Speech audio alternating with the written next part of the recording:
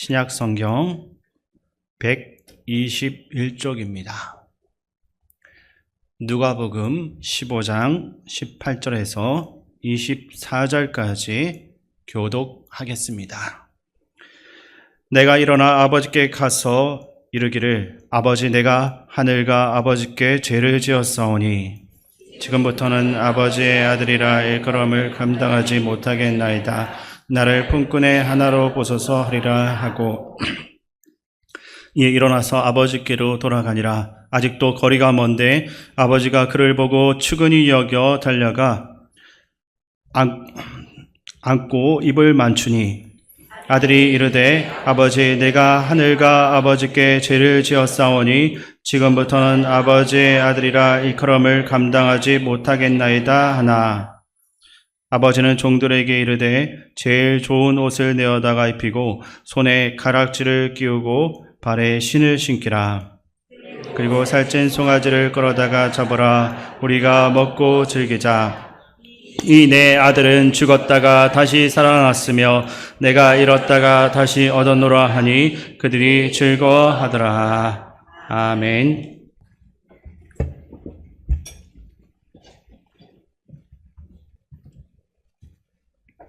네, 반갑습니다. 이번 주와 다음 주 두 주에 걸쳐서 하나님의 말씀을 함께 나누게 되었습니다. 오늘은 우리가 전통적으로 탕자의 비유 이렇게 부르는 그 말씀을 좀 묵상해 보려고 합니다. 때로 이런 제목이 타이틀이 도움이 되기도 하지만 하나님의 말씀을 좀 더 깊게 묵상하는데 방해가 되기도 합니다. 그래서 말씀을 조금 관찰해 볼 필요가 있는데요.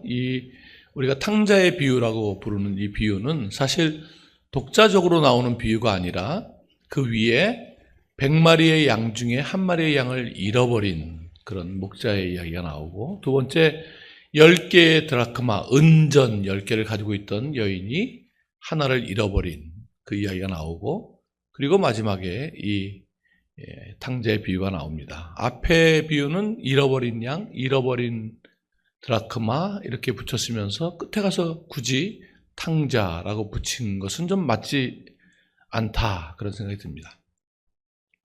만약에 세 번째 비유를 탕자의 비유라고 하려면 앞에도 탕양의 비유 이렇게 해야 되는데,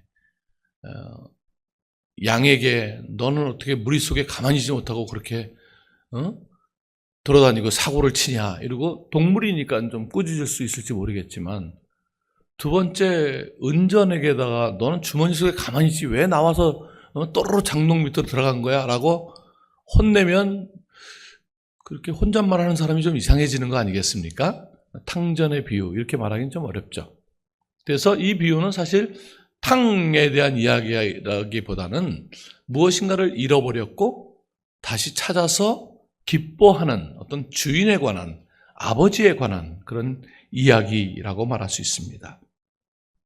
아버지의 기쁨, 그것이 이 세 비유가 가지고 있는 그런 기본 틀인 것이죠. 그런데 그렇게 분석을 하고 나면 그렇게 찾은 자의 기쁨, 아버지의 기쁨이라는 기본 틀로 인식한다면 세 번째 비유가 오늘 우리가 길게 읽은 것처럼 조금 안 맞습니다. 잃어버린 아들 그러려면 우리가 어린 두 아들이 있었는데 같이 놀이공원에 갔다가 그만 사람들이 많아서 아이를 놓쳐서 잃어버렸다. 방송을 하고 경찰서에 알리고 그래서 어렵게 막내 아이를 찾았다. 너무 기뻐서 우리 구역 식구들한테 피자를 쌌다. 뭐 이렇게 해야 이게 딱 이야기가 떨어지는데, 갑자기 아들이 나가서 방황하고 막 이런 이야기가 나오잖아요.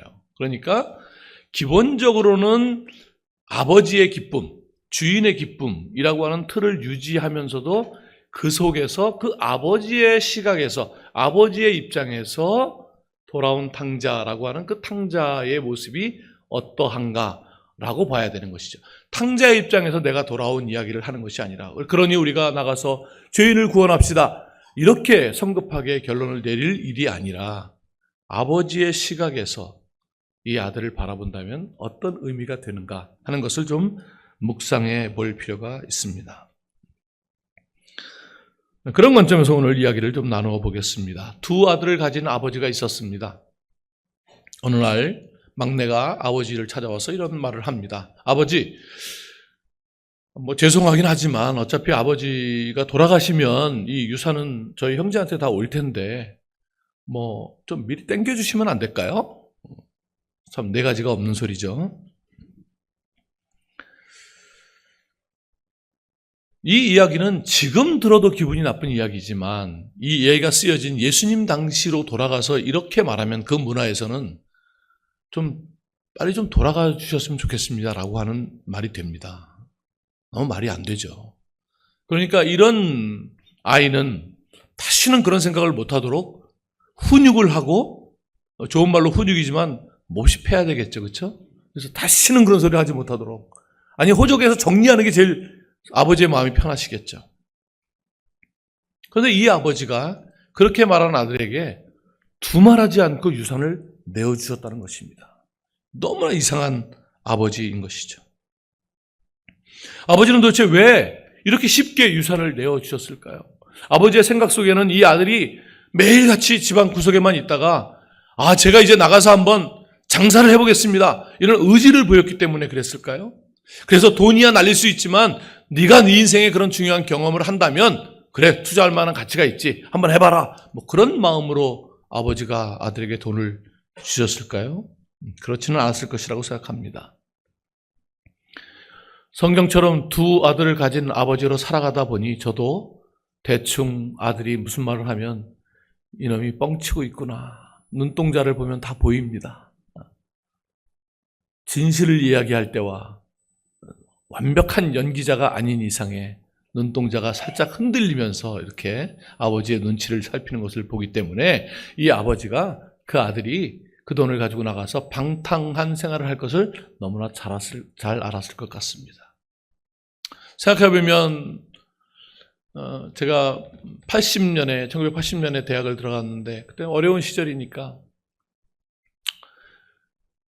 부모님도 어려운데 또 노느라고 아버지한테 영어로 한번 책 제목을 얘기하고 한글로 책 제목을 한번 얘기하고 그래서 2번 타가지고 또 실제로 사기는 청계천에 가서 또 싼 책 사거나 선배한테 얻어가지고 책값 안 드리고 나머지 가지고 띵겨 먹고 놀던 생각이 납니다. 아버지가 잘도 속네 그런 생각했는데 지금 생각해보니 물어볼 수는 없지만 돌아가신 아버지가 다 알면서도 돈을 주었겠구나 그런 생각이 듭니다. 아들을 키우면서. 아무튼 너무나 잘 아는 아버지가 유산을 내어주었습니다. 그러니까 그 당시 문화대로 아버지가 유산을 안 주었더라면 이상한 것도 아니고 너무나 당연한데 그러면 아들이 집을 못 나갔을 텐데 아버지가 유산을 주는 바람에 아들이 방탕한 생활을 시작했으니 아들의 방탕한 생활에 아버지의 책임이 어느 정도 있지 않나 이런 생각을 하게 됩니다. 더불어서 그렇다면 유산을 주어서 아들이 집 바깥으로 나가서 방탕한 생활을 시작하도록 어떻게 보면 일조한 그런 아버지가 단순히 이 아들이 집으로 돌아오는 것 자체가 목적은 아니었겠구나. 집으로 돌아오는 것 자체가 목적이었다면 처음부터 안 내보낼 수 있었는데 그럼에도 불구하고 주어서 내보냈다는 것은 집으로 돌아오는 것 자체가 목적은 아니었겠구나. 그렇다면 아버지는 도대체 무엇을 기다리고 있는 것일까 하는 것이 이 말씀의 주제라고 하는 것입니다. 영혼의 미술관이라는 책을 쓴 알랭드 보통이라는 철학자가 이런 말을 했습니다. 그 책에 우리가 다 로봇을 만드는, 요즘 말로 하면 AI를 만드는, 인공지능 로봇을 만드는 과학자라고 한번 상상해 봅시다.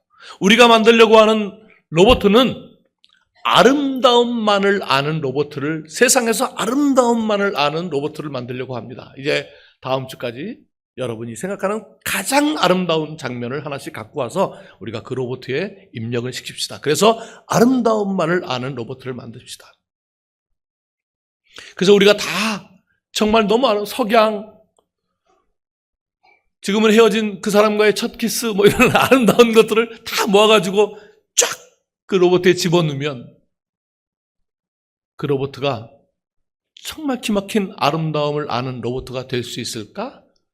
라는 질문이 알랭드 보통의 질문입니다. 아름다움만 있다면 그것이 아름다움이라는 것을 어떻게 알 수 있을까? 그래서 할 수 없이 가장 심혈을 기울여서 만드는 그 로봇에 넣고 싶지 않은 그 아름다움과 가장 상반되는 가장 추하고 더럽고 막장의 것을 집어넣고 그리고 그 막장으로부터 나오려고 하는 의지를 함께 둠으로써 아름다움을 이해할 수 있는 로봇을 만들어야 하는 그런 과학자들의 고뇌에 대해서 쓴 글이 있습니다. 로봇도 그리할진대 하나님께서 자기의 형상으로 우리를 지으면서 하나님이 주시려고 하는 것이 아름다움 정도가 아니라 끝이 없는 영혼에 속한 것이라면 그러면 이쪽도 막을 수가 없는 것이죠. 여기를 타락의 가능성을 막아 차단한다면 그것은 인공지능이고 그렇다면 여기에 주시려고 하는 어느 선에 가서도 막힐 수밖에 없기 때문에 하나님께서는 우리에게 자유를 주셔서 타락의 위험성이 있는 것도 아시면서 마치 방탕한 생활을 할 것을 뻔히 보이는데도 유산을 내어주시는 아버지처럼 타락할 것을 이미 아시면서도 자유를 줄 수밖에 없는 우리를 그렇게 거의 하나님처럼 대우하시는 아버지의 배려이시고 그래서 기필코 하나님께로 끌어오기 위해서 자기의 희생을 감수할 결심을 하시는 그런 아버지의 마음인 것이죠. 아무튼 이 아들은 그것을 받자마자 집을 나갔습니다. 그리고 예상에 빗나가지 않게 방탕한 생활을 시작했습니다.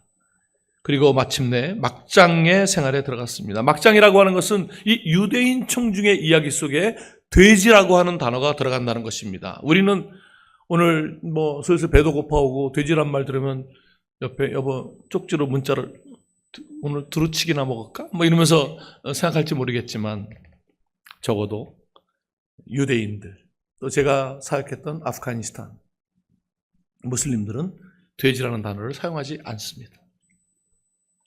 제가 아프간에 가서 처음에 언어를 배울 때 돼지라는 단어를 알고 싶었습니다. 이 이야기를 좀 해주려고. 야, 영어로 피그, 응? 꿀꿀꿀꿀 이거 너네 말로 뭐라 그러냐? 절대 말을 안 합니다. 돼지라는 말 절대 안 해요. 왜? 입 밖으로 낼 수 있는 단어가 아닙니다. 거룩한 사람이 참아낼 수 없는, 우리로 말하면 아주 점잖은 사람이 쌍욕을 뱉을 수 없는 것 같은 그런, 쌍욕이야 우리가 뱉을 수 있죠, 화가 나면. 근데 이 사람들은 알라 앞에서 그 더러운 단어를 말할 수 없는. 하도 제가 강청을 했더니 한 번 딱 말해주겠다고, 잘 들으라고. 혹, 이걸 지금이야 하지만 그땐 제가 이걸 듣고 어떻게 따라 하겠습니까? 우리말에 흐 발음도 없고 커 발음도 없는데, 이 아프간에는 크가 있고 커가 있는데 두 번째 커는 칼에 푹 칠 때 억 할 때 나는 소리거든요. 혹. 그러고는 바로 가서 자기 귀를 씻고 왔습니다. 알라 앞에서 너무나 더러운 말을 말했기 때문에. 그 정도로 말하자면 이 이야기를 듣는 유대인에게서 지금 이 아이가 돼지 치는 곳에 가서 돼지가 먹는 쥐업 열매도 먹지 못했다라고 하는 이야기는 상상할 수 있는 범위를 넘어서는 것입니다. 아무리 못된 놈도 돈이 떨어지고 힘들고 배고프면 집으로 돌아와야 되는데 거기까지, 유대인에게 있어 돼지 거기까지 갔다? 이건 정말 누가 지어낸 얘기지, 이건 있을 수가 없는 얘기다, 이렇게 말하는 그런 이야기라는 것입니다. 그렇기 때문에 그렇게 막장 중에 막장까지 갔기 때문에 거기서 할 수 없이 집으로 돌아갈 생각을 하는 것이죠. 왜냐하면 아버지 집에는 적어도 먹을 것이 있었기 때문입니다. 우리는 이렇게 돌아오는 것을 회개했다라고 말하지만 사실 성경이 말하는 회개는 이런 회개가 아닙니다. 이것은 그냥 배고파서 돌아오는 것입니다. 너무나 이 못된 아들에게 회개했구나 이런 동정을 하지 않기를 바랍니다. 그냥 밥이 그리웠다, 좀 가혹할지는 몰라도 거기에 더 가까운 후회입니다. 왜? 우리 인간은 0.001%의 가능성만 있어도 우리의 노력을 경주하지 하나님을 찾지 않기 때문입니다. 모든 것이 끊어졌을 때, 그때서야 결국 하나님께 오는 것이죠. C.S. 루이스가 이런 말을 했습니다. 우리가 어떤 끈을 얼마나 믿는가를 어떻게 알 수 있는가? 우리가 그걸 가지고 무슨 사과 상자 정도 묶을 때 이 끈 튼튼해 난 믿을 수 있어 라고 말하지만 만약에 동일한 그 끈으로 절벽에서 내 생명을 유지해야 한다면 과연 우리가 그 끈이 튼튼하다고 나는 이 끈을 믿는다고 말할 수 있겠는가? 어떤 문제가 삶과 죽음의 문제가 되기 전까지 우리가 무엇을 얼마나 믿는가를 어떻게 말할 수 있는가? 그런 도전을 합니다. 그래서 이 사람이 아직 그렇게 정말 하나님을 믿으며 회개했다 이렇게 말하기에는 아직은 좀 이릅니다. 아무튼 집으로 돌아옵니다. 아들의 마음속에 좀 걸리는 것이 있었습니다. 왜냐하면 그 당시의 문화를 연구한 사람들에 의하면 그 유대의 재산을 가지고 이방 나라에 가서 날려먹으면 유대 문화 안에서는 좀 이렇게 팔고 사고 해도 신현제도가 있어갖고 다시 복귀가 되는데 이 재산을 이방 나라에 가서 날려먹으면 다시는 유대 공동체의 일원으로 될 수 없다는 것입니다. 그걸 너무 잘 알았습니다. 그러니 가서 아버지가 용서해 주는 것도 필요하고 그래야 자기가 아들로는 복귀가 안 되겠지만 일꾼의 하나로, 왜냐하면 이방 사람들 중에 일꾼이 있었으니까 일꾼의 하나로 자기를 써주시면 너무 감사한 그 정도 생각을 하고 집으로 돌아오는 것입니다. 아버지의 마음을 좀 누그러뜨리기 위해서 아버지가 좋아할 만한 문장을 하나 만들었습니다. 아버지, 하늘과 아버지께 제가 죄를 지었사오니 아버지의 아들이라 일컬음을 감당하지 못하겠으니 저를 그냥 품꾼의 하나로 써주십시오. 이 말을 외워가지고 아주 토시도 하나 틀리지 않게 아버지 앞에서 이야기를 하죠. 물론 아버지가 중간에 끊는 바람에 그렇게 어렵게 머리 나쁜 애가 정말 고생하면서 외운 품꾼의 하나로 나를 써주셔서를 끝까지 하지 못하고 중간에 잘렸지만 어쨌든 굉장히 그것을 외우면서 왔습니다. 이제 앞으로 닥칠 일을 근심하면서 고개를 푹 숙이면서 그 말을 외우면서 왔겠죠. 그래서 아버지와 거리가 아직 먼데 둘 중에 먼저 알아본다면 아들이 아버지를 알아봐야죠. 왜? 아버지는 변한 게 없으니까. 아들은 밖에서 그런 생을 살았으니까 그 털 많은 사람들이 얼마나 변했겠습니까? 제가 아프간에 가서도 정말 이 진화가 많이 돼가지고 이 털이 수염이 최대한 길러도 그 사람들은 뭐 10대 후반인 벌써 막 이렇게 나니까 저를 항상 20살이 넘지 않는 아이로 늘 수염을 갖고 나이를 판단하기 때문에 그렇게 살았는데요. 엄청 산발이 돼서 왔을 텐데. 근데 아버지가 먼저 아들을 알아봤다? 그것은 아들이 시력이 나쁜 것이 아니라 고개를 푹 숙이고 아마 좌절하면서 왔기 때문, 근심하면서 왔기 때문일 것입니다. 거리가 아직 먼데 아버지가 너무나 많이 변해버린, 보통 마을 사람들은 걔가 걔야? 이래야 알 수 있는 그 모습을 아직 거리도 먼데 단번에 알아봤죠. 왜? 아들을 향해 기다렸던 그 그리움이 그 아들을 단번에 알아보는 것이죠. 그 아들을 보자마자 아버지가 달리기 시작합니다. 그래서 오늘 말씀 제목이 달리시는 아버지입니다. 제가 영화 감독이라면 이 장면은 좀 슬로우 모션으로 찍겠습니다. 아버지가 달리시는 장면을 천천히 슬로우 모션으로. 그리고 아버지의 얼굴을 좀 확대해 보고 싶습니다. 얼마나 기뻐하시는지 그 희열이 느껴지는 그 눈물을 흘리면서 기뻐하는 그 아버지의 얼굴. 그리고 카메라 좀 내려서 아버지의 종아리를 좀 확대해 보고 싶습니다. 왜냐하면 비록 마르셨지만 얼마나 달리시는지 그 근육이 움직이는 것을 천천히 보여주고 싶습니다. 여기에 사용된 드라몬이라고 하는 원어는 전문 달리기 선수에게 쓰는 전문 용어입니다. 아버지가 너무나 힘껏 달렸다는 것을 보여주는 단어입니다. 그리고 조금 카메라를 들어서 아버지의 허벅지를 비추고 싶습니다. 왜냐하면 그 문화에서 어른들은 달리지 않는 문화이고 달리기 위해서는 치마같이 생긴 옷을 들고 허벅지까지 보이고 뛰어야 되는데 이것은 정말 상상할 수 없는 수치에 가까운 것입니다. 이것은 점잖은 앞에 계신 어른들이 삼각반스만 입고 광화문을 달리는 것과 같은 너무나 보기 힘든 장면입니다. 그러니까 이 아들이 지금 오면 밭에서 일하던 사람들이 저거 누구네 자식 오네 저거 아이고 그래가지고 마른 콩껍질을 불에 태워서 가루를 만들어서 항아리에 담아가지고 까만 젤을 거기다 담아가지고 그 아이 앞에다가 팍 깨면서 까만 젤을 뒤집어쓰게 하면서 캐자자라고 소리치면 너는 우리 공동체에서 끊어졌다. 그런 것을 행하던 문화였다고 합니다. 그래서 저놈 오네 그렇게 수치를 주려고 준비하는 그런 속에 아버지가 갑자기 허벅지까지 들고 달리시는 그 모습은 아들이 감당해야 할 수치를 아버지가 취하시는 이사야의 말씀처럼, 그래서 이 달리시는 아버지는 사실 십자가에 달리시는 예수 그리스도를 상징하는 말씀이죠. 하늘 본체를 버리시고 이 땅에 우리에게로 다가오시는, 달려오시는, 그래서 십자가에 달리시는 그 예수 그리스도를 상징하는 말씀입니다.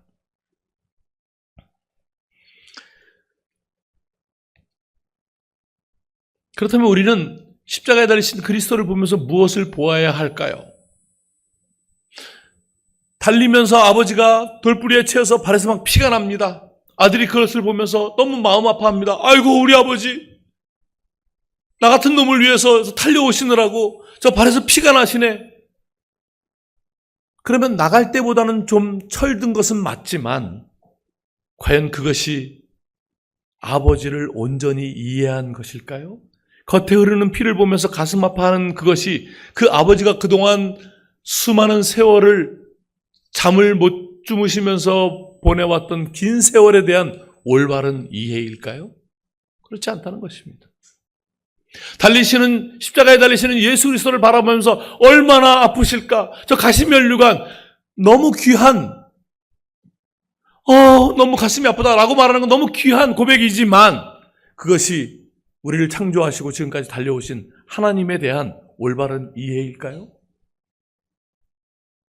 저도 그랬습니다. 제가 선교사 나가기 전에 초등부 전도사를 하면서 고난주간이 되면 이렇게 무쇠못 빨간 리본 달아서 아이들한테 주고, 여러분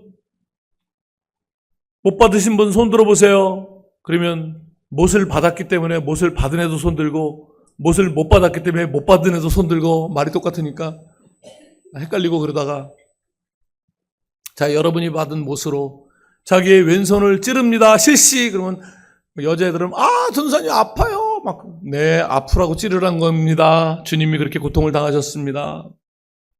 그러면 꼭 뒤에 몇 놈이 안 아파요. 그럼 제가 네, 앞으로 나와주세요. 제가 도와드릴게요. 막 이러면서 그랬던 기억이 납니다. 아는 거라곤 주님이 얼마나 아프실까.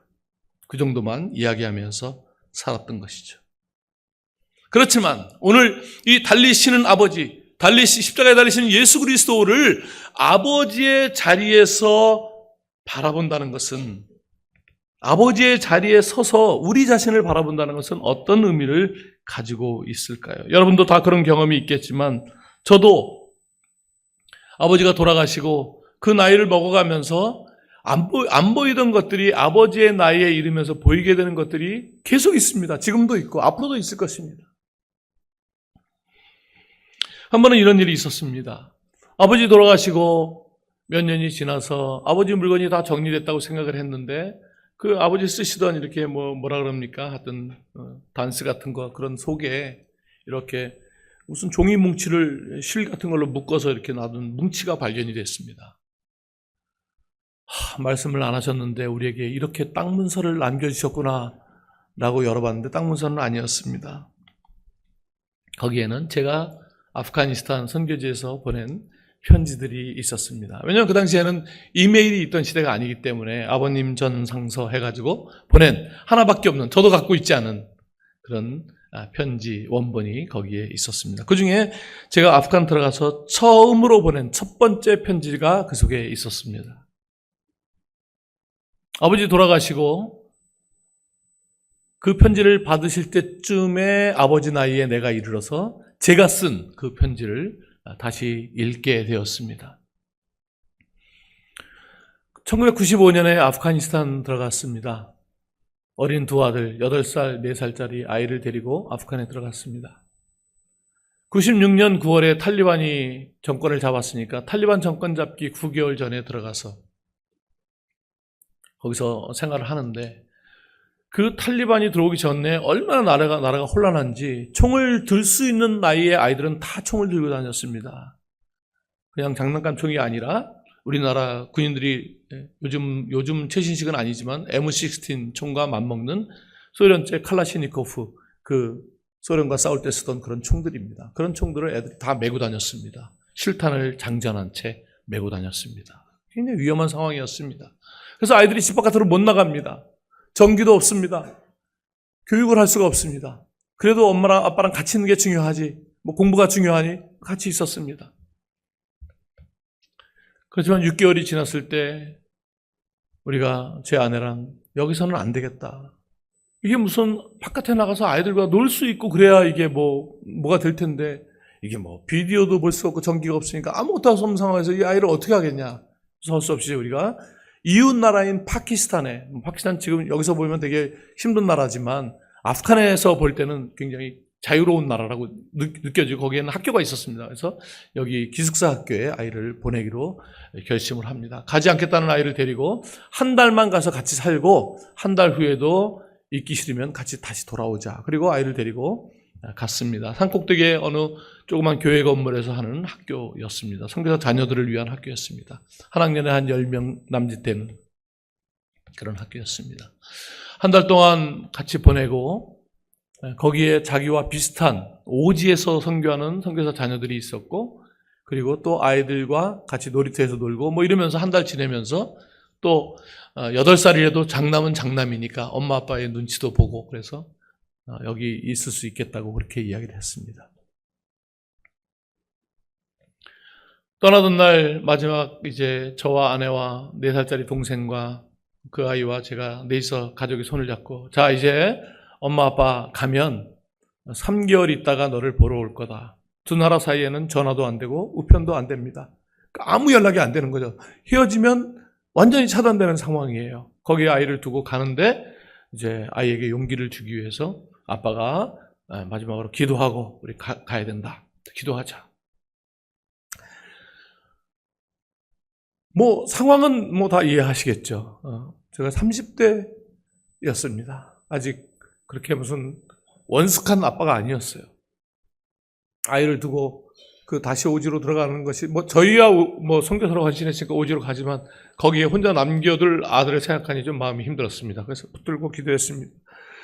하나님 아버지, 큰 소리로 해야 좀 지나갈 수 있을 것 같아요. 아들 앞에서 눈물을 보일 수는 없으니까. 하나님 아버지, 6글자에 제가 무너졌습니다. 그 다음부터 무슨 소리 했는지 모르겠고 소리는 안 나오고 용서해요 이렇게 기도를 그렇게 끝내고 뒤돌아섰습니다. 아이를 쳐다볼 수가 없었습니다. 아이가 제 뒤에 와서 저를 꼭 끌어안고 아빠 울지 마세요. 의연하게 8살짜리가 그러더라고요. 그래서 하여튼 도망치듯 1시간을 울면서 내려왔습니다. 그런 이야기가 거기에 적혀 있었습니다. 이제 아버지의 그 편지를 받으신 아버지의 나이가 돼서 제가 그 편지를 읽는데 거기에 뒤에 그렇지만 아버지가 이제 힘들어하실까봐 그렇지만 아이가 잘 있는 거 보고 떠나왔습니다. 이렇게 급 마무리를 한 것이 보였습니다. 그런데 제가 쓴 편지지만 그 편지를 받으시는 아버지의 나이가 돼서 그것을 보니까 그런 오지에 들어가 있는 아들에 대한 아픔도 있고 그 아들이 자기의 아들을 또 오지에 남겨둔 것에 대한 것들이 다 보이면서 편지를 쓴 저도 그렇게 슬프진 않았는데 아버지의 입장에서 보니까 훨씬 더 어려움이 있었습니다. 아버지의 시각에서 보는 것이 다른 것이 보이는 것이죠. 세월이 지나서 막내가, 큰애가 군대 갈 때까지만 해도 그냥 좀 힘들긴 했지만 그냥 잘 보냈는데 제가 막내인데 막내가 군에 갈 때 논산까지 가서 아이를 논산에 잘 집어넣고 저녁에 집에 와서 잠자리에 딱 누웠는데 수십 년이 지나서야 제가 막내가 군에 갔던 날의 아버지의 마음이 그날 밤에 이해가 되었습니다. 사실 저는 해병대를 갔는데 창원에 있는 고등학교 애들하고 그 전에 무슨 캠프에서 친해져가지고 걔네들이 형, 군대 갈 때 해병대 간다면서요. 갈 때 지네가 가까우니까 와서 좀 놀다 가세요. 저희가 고등학생이지만 나이트클럽 다 뚫어놨습니다. 그래갖고 제가 3일 전에 집에서 떠났어요. 부모님은 그날 군대 가는 줄 알았지만 사실은 제가 3일 동안 창원에 나이트클럽 가서 엄청 놀다가 들어가려고 일찍 가는. 근데 부모님이 이제 서울역에 나오시겠다는 거예요. 나오면 뻔히 이제 제가 바로 군대 가면 거기서 실컷 울고 그러고 가면 되는데 전 지금 나이트클럽을 향해서 가야 되는데 뒤에서 막 울고 있으면 이게 너무 안 맞잖아요. 그래서 그냥 집에 계시라고 뭘 나오냐고 그랬더니 굳이 서울역에 또 나오시고 형도 나오고 누나도 나오고 다 나와서 막 차창으로 막 우는데 내 마음은 지금 이미 나이트클럽에 들어가 있는데 나는 또 막 이러고 갔다고요. 별로 뒤도 안 돌아보고 막 그리고 이제 도착하자마자 창원고대 애들하고 만나가지고 걔네들이 개발해 놓은 클럽에 가서 놀다가 3일을 신나게 놀다가 그리고 해병대를 들어갔어요. 물론 백령도에 가서 고생은 좀 했지만 어쨌든 그렇게 군대 생활을 지났습니다. 막내가 군에 간다고 저처럼 딴 데 세지 못하게 차로 논산까지 딱 데려가서 다 보고 그리고 왔어요. 그냥 꼼짝 못하죠. 근데 그날 저녁에 딱 집에 와서 누웠는데 마음이 이상하기 시작했습니다. 그래서 잠을 못 자고 일어나서 몇 자 적었습니다. 이런 글을 적었습니다. 막내 군에 가던 날에 알았습니다. 30여 년 전 그날 우리 아버지 나와 함께 입대했었음을. 오늘 내가 누운 잠자리 낯선 밤을 맞이하는 아들의 딱딱한 침상이고 그 옛날 우리 아버지 밤새 뒤척였을 그 자리입니다. 세월 흘러 이젠 훈련소 아들에게 응원글 남기지만 그때 우리 아버지는 그 많은 말 그냥 가슴에 묻어야 했을 것입니다. 해서 오늘 밤 벌써 아들이 그립고 아직 아버지가 그립습니다. 이제 잔치는 끝나고 모든 것이 정리된 상황에서 그 너무나 이상했던 아버지, 자기한테 달려오면 안 되고 그렇게 허벅지를 보여서는 안 되고 자기가 가서 무릎 꿇고 잘못했습니다 빌어도 문 안 열어줘도 상관없는 그 아버지가 자기한테 달려온 그 이상한 아버지를 경험하면서 내가 아버지를 여태 몰랐구나. 나는 여태 아버지는 그저 나에게 돈이나 주는 자원공급처 정도로 기도하면 뭐 들어주시고 그런 정도의 아버지만 알았는데 나를 위해서 이런 분이셨구나를 조금 알게 된 그 마음으로 이제 그날부터 아버지의 자리를 하나씩 하나씩 보게 되는 것이죠.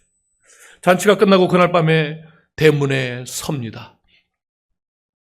그날 돈을 받고 나가서 놀 생각에 다 계획해놓은 그 놀 생각에 그 나이트클럽 갈 생각에 달려가는 자기의 뒷모습이 그 아버지의 자리에 서니 보이기 시작합니다.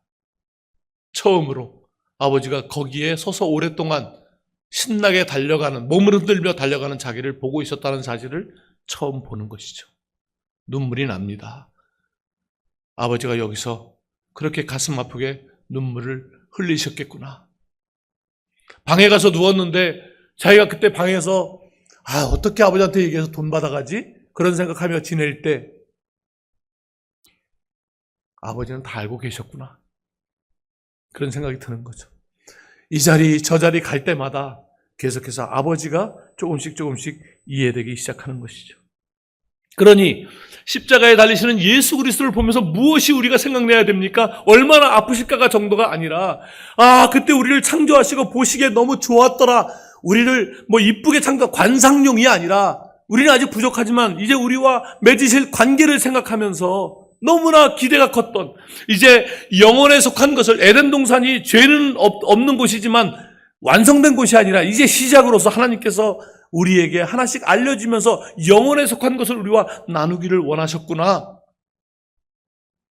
그 마음이 보이기 시작하는 것이고 그런데 우리가 타락했을 때 얼마나 하나님께서 상심하셨을까. 그래서 아브라함 한 사람을 불러서 그 아브라함 같은 그 사람에게 자기의 그 고통을 나누고 진리를 알려주기 위해서 그 사람을 긴 여정을 통해서 믿음을 형성한 후에 줄 수 없는 이삭이라는 아들을 줘놓고 그리고 그 아들과의 관계가 깊어졌을 때 그제서야 아들을 죽이라고 하심으로써 독생자를 죽여야 하는 자기의 이 아픈 마음과 사랑을 이 아브라함 같은 그 사람이 뭐라고 그 사람과 나누기를 원하셨구나. 이런 아버지의 마음이 창세기서부터 보이기 시작하는 것이죠. 그 긴 세월 동안 내면에 흘린 아버지의 피가, 아버지의 마음이 보이기 시작해야 되는 거죠. 그것이 십자가에 달리신 그리스도가 보여주는 것 아니겠습니까? 단순히 겉으로 흘리는 피가 아니라.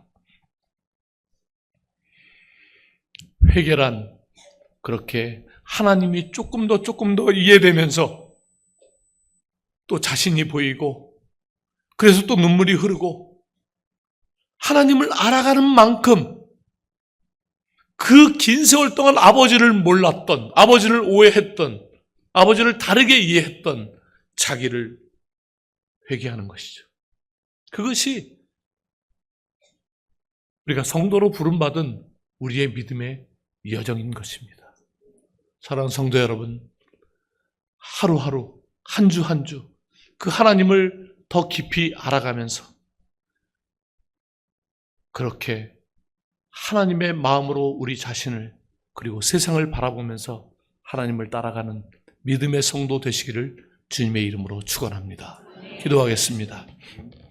하나님, 아버지가 흘리신 눈물과 피에 비하면 저희들이 아버지의 마음을 조금씩 이해해가면서 흘리는 눈물과 아픔은 아무것도 아니라는 생각을 하게 됩니다. 우리를 만드시고 우리를 거의 하나님처럼 대우해 주시는 하나님, 신의 성품에 이르는 성도의 믿음의 여정을 갈 수 있도록 인도하여 주옵소서. 성령 하나님께서 우리 가운데 임재하여 주셔서 우리의 마음을 여시고 하나님의 말씀을 깨닫게 되는 은혜를 허락하여 주시옵소서. 예수님의 이름으로 기도합니다. 아멘.